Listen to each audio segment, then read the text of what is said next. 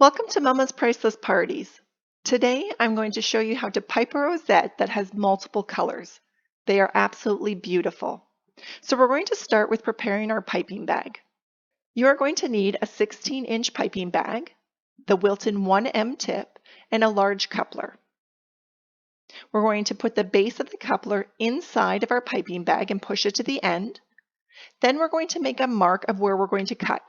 So going 1/4 of the way from the bottom of the threads, move the scissors back and forth to make our mark, push the coupler base back, find our mark, and then we're going to cut along it for our opening. We're going to push the coupler base through to the opening as far as it will go, and then we're going to attach our 1M tip.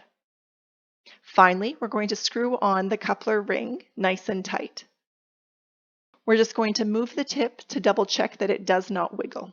Today I'm going to be using 3 colors, so let me show you how. I want to start off with a piece of saran wrap on the table. I'm going to take a spoonful of chilled icing and I'm going to make a straight line along that saran wrap. Next, I'm going to take one side of the saran wrap and roll it over the icing and then continue to roll the icing so that you're forming a log.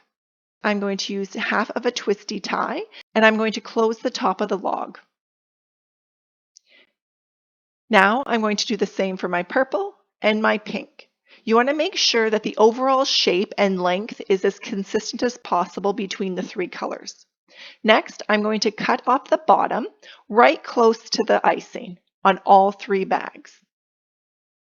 I'm going to get my prepared piping bag and I'm going to roll those 3 colors together and insert them into the piping bag with the opening towards the bottom. And now our piping bag is ready.